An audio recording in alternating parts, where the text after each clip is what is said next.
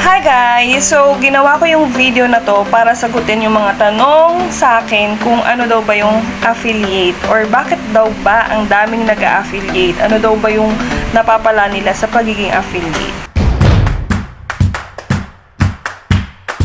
Okay, so hindi ko naman akalain na meron pa rin palang talagang hindi familiar no sa pagiging affiliate. Kasi ang buong akala ko, halos lahat na ng tao dito sa mundong ibabaw, alam na kung ano yung affiliate. Dahil parang halos lahat na rin affiliate na nga rin. No? So hindi pa pala. Meron pa rin talagang nagtatanong, ano ba yung affiliate na tinatawag? So ako po ay isang affiliate ng isang application on ito yung Black App na tinatawag. So, affiliate, wala siyang pinagkaiba sa pagiging isang content creator. So, bilang isang affiliate, kasi gumagawa ka ng video wherein pwede kang mag-earn ng commission. Okay? So, kung meron kayong Black App, so, yan yung tactic. Baliktarin nyo na lang. So, ayun, kung meron kayo niyan, lagi nyong maririnig dyan yung tinatawag na yung mga linyahang check nyo na yan sa Yellow Basket, di ba? Yan. Yung mga yan, yung mga affiliate. So, yung Yellow Basket na tinatawag nila, nandyan kasi yung link kung saan mabibili yung product na pinopromote nila. And once na bumili ang viewer doon sa Yellow Basket na yon na nakalagay doon sa video nila, that's the time na magkakaroon ng komisyon si affiliate. So, nagets nyo na po ba? Ganito, magpo-promote ka ng isang product na sa video na ginagawa mo, lalagyan mo siya ng Yellow Basket, and then sa Yellow Basket na yun, once click yun at nag-place order yung manonood mo doon, ayun na, may commission ka na doon.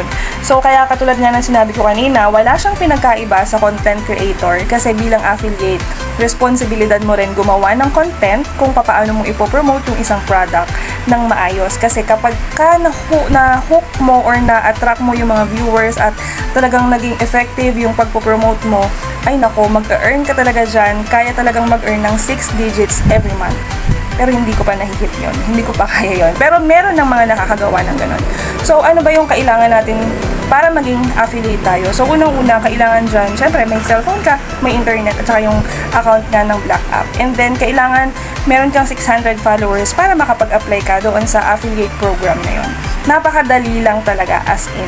At yun nga, kung may tiyaga ka naman sa paggagawa ng content, sa paggagawa ng video para makapag-promote, bakit hindi mo rin subukan, di ba? Malay mo umayon sa'yo ang panahon. Kaya naman, i-push mo na rin at i-enjoy mo lang yung ginagawa mo. Pero wag kang mape-pressure kasi hindi siya madali, guys. Alam niyo yung pag nag-upload ka ng video, hindi mo naman masasabi na makakapag-gain ka kaagad ng mga 1,000 of views. So, ako nga, dati, nung una nakapag-gain ako ng malalaking views, pero ngayon, since hindi na ako masyado naging consistent, kaya medyo bumaba na talaga yung mga views ko. Pero yun nga, kapag ginusto nyo talaga, kailangan mag-exert talaga kayo ng effort, maging consistent kayo kasi yun lang talaga ang kailangan. Magtiyaga, magsipag, magsikap para sa tagumpay. Ganun. So, yun lang naman. So, sana nasagot ko yung tanong nyo. Ang pagiging isang affiliate, wala po yung kaibahan sa pagiging isang content creator. Being an affiliate is just same sa pagiging content creator. Gagawa ka ng video, kailangan mong mag-promote nga lang, and then dun sa video na ginawa mo, once na naging effective ka doon at may bumili dun sa product na promote mo, magkakaroon ka ng komisyon. Okay, so yun lang po at don't forget to follow or subscribe para sa next nating mga videos ay ma-notify po kayo. Bye! Ang Pink Kanunay!